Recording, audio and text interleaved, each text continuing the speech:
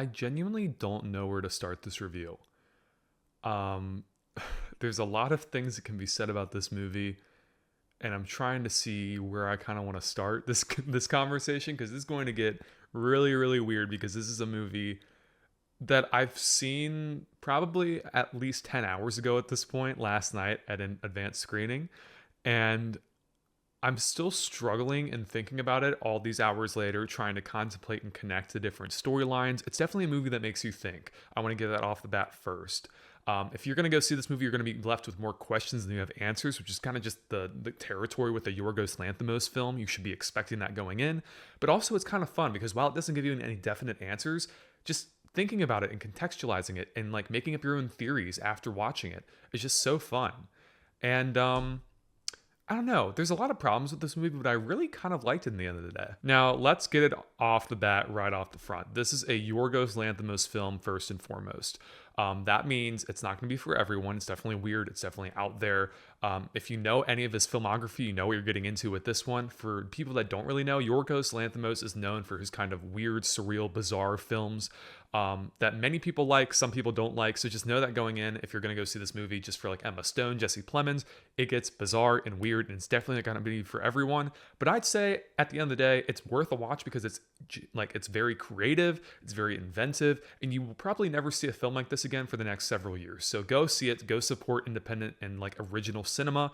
It definitely deserves to be supported on that level. The basic structure of this film is that it's 3 different short stories all connected into one 3-hour film. They follow different characters, different storylines, different settings, but they all have this common theme of kindness and how it affects each and every one of us. The first story follows a business worker who finds that he's being controlled by his boss in every aspect of his life and must work to gain his own independence in his own life. The second story follows a police officer whose wife disappeared several months ago, and she randomly shows up again, and he knows that this woman is not the same person as his wife. The third story is kind of messy and follows a cult trying to find the chosen one to lead them to a new awakening. Yorgos is definitely returning to his form back in the day here. It's not similar to Poor Things or any of his recent films. This is definitely like dogtooth centered. This is like beginning of the career Yorgos. It's pure, unbridled, bizarre, surreal, and definitely funny. I thought the 3-story structure was very fun and a very ingenious way to spend 3 hours. Even if the end result is kind of uneven and messy, I do think that the structure of the film and kind of like how it tells the 3 stories is fun because it feels like you're watching 3 different movies in once. I would definitely say in my rankings of the stories though, the first story is by far the best. It's definitely pure Yorgos Lanthimos. It combines the surreal with the comedy so well, and I think that Jesse Plemons and Willem Dafoe do great work with their characters there. I would say a second story follows closely to that. I couldn't tell at first which one I liked better. I liked both of them, but I do think the first one kind of edges that one out just because it's more in line with what Yorgos is doing usually. The second one feels very safe, if that makes any sense. It's still phenomenal, but I do think that the first one kind of has like the extra emphasis factor that really makes it stand out in my opinion. I would definitely say that the third story though is unfortunately the main problem with this film.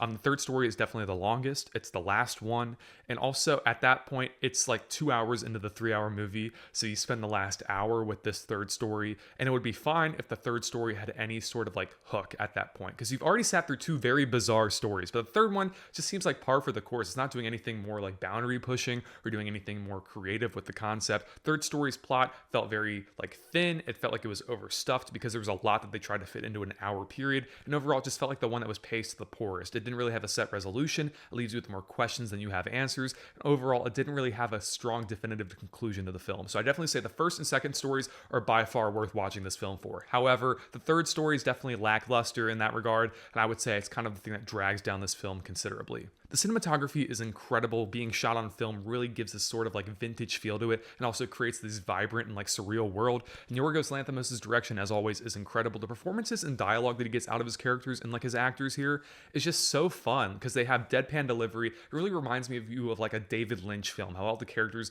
are very surreal, very bizarre, but he makes it his own thing and they all have moments to shine in spades. Speaking of characters, I got to talk about the performances.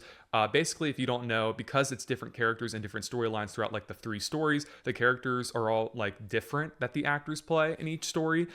So that's kind of like confusing to kind of judge actors based on all 3 performances here. But for what it's worth, Emma Stone shows up in all 3. She does phenomenal. Jesse Plemons like definitely steals the show here. He's by far the best actor in this movie. But even the entire troupe, Hong Chow, Margaret Qualley, Joe Alwyn, like all of them do incredible work, and it's just so much fun. And Willem Dafoe, as always, is a delight. He just shows up here. He's being his quirky self. He has a lot of fun moments to shine. Overall, I think this is a fun film, even though it's not like the best Yorgos Lanthimos work that we've seen in recent years.